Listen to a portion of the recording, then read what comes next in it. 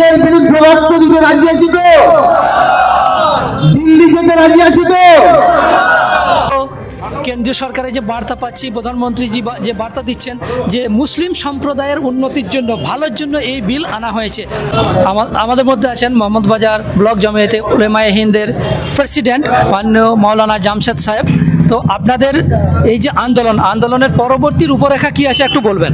আজকে আমরা সোশ্যাল মাদ্রাসার গেটে একটা স্টেজ করেছি এবং তার সাথে সাথে এলাকা ভিত্তিক প্রায় 20,000 লোককে নিয়ে একটা র্যালি এবং একটা মিছিল করেছি, যাতে করে আমাদের অন্তরে আমাদের জাতির ওপরে, মুসলিমদের ওপরে যে কালা কানুন জোর করে নিজের ক্ষমতার অপব্যবহার করে চাপিয়ে দিয়েছে তার তীব্র প্রতিবাদ এবং নিন্দা জানানোর জন্য আমাদের এই সমস্ত ব্যবস্থাপনা। আগামীতে আমরা যতক্ষণ পর্যন্ত এই বিল প্রত্যাখ্যান না করে কেন্দ্র সরকার, ততক্ষণ পর্যন্ত আমরা আজ এই সোশ্যালের মাটি থেকে দাঁড়িয়ে প্রতিজ্ঞাবদ্ধ হলাম যে যতক্ষণ পর্যন্ত প্রত্যাহার না করবে ততক্ষণ পর্যন্ত আমরা ক্ষান্ত হব না এবং আমাদের এই আন্দোলন চলতেই থাকবে।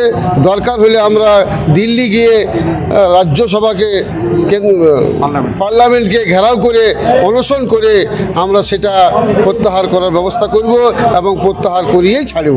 অসংখ্য ধন্যবাদ। আর এক বিশিষ্ট শিক্ষক মাওলানা জাহিদুল সাহেব আছেন। তো আমরা তো কেন্দ্রীয় সরকারের যে বার্তা পাচ্ছি, প্রধানমন্ত্রী যে বার্তা দিচ্ছেন যে মুসলিম সম্প্রদায়ের উন্নতির জন্য, ভালোর জন্য এই বিল আনা হয়েছে। তো এই ব্যাপারে কি বলবেন? দেখুন, এটা স্বাভাবিক নলেজ। যদি আমাদের মুসলিমদের ভালোর জন্য এই আইনটা পাস করা হয়েছে, তাহলে ভারতবর্ষের মুসলিম সম্প্রদায় কেন ক্ষেপে উঠল এর প্রতিবাদে? যদি আমাদের জন্য এই আইনটা করা হয়েছে, আমাদের ভালোর জন্য, তাহলে কিন্তু আমরা ক্ষেপে উঠতাম না। আজ ভারতবর্ষের সমস্ত মুসলমান চায় না যে এই বিলটা পাস হোক বা এই বিলটা আমরা মানি, এবং আমাদের সাথে অন্যান্য ধর্মের মানুষরাও রয়েছে, তারাও চায় না যে এই বিলটা পাস হোক। এবং আমরাও যেহেতু চাই না বলে এই বিক্ষোভ মিছিলটা করতে চাইছি। যদি আমরা আমাদের জন্য সচেষ্ট হই। আপনাদের আন্দোলন, সে আন্দোলনটা কেবল মুসলিমদেরকে নিয়ে করতে চান না আপামর ভারতবাসীকে নিয়ে করতে চান? দেখুন, আজকে হয়তো মুসলমানদের বিপক্ষে এই আইনটা পাশ করেছে, কাল হয়তো অন্য জাতির বিপক্ষেও একটা আইন পাশ করতে পারে।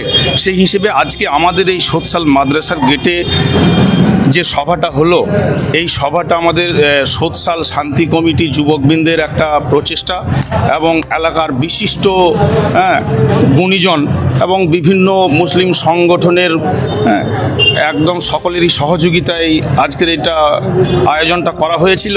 এবং এতে তো শুধু আমাদের মুসলমান দেখলাম না, হিন্দু অনেক দেখলাম এবং আদিবাসী সম্প্রদায়ের মানুষ অনেক দেখলাম, এবং যারা উচ্চপদস্থ অফিসার, যারা মুসলমান এবং নন মুসলিম যারা রয়েছেন, সবাই কিন্তু উপস্থিত ছিলেন।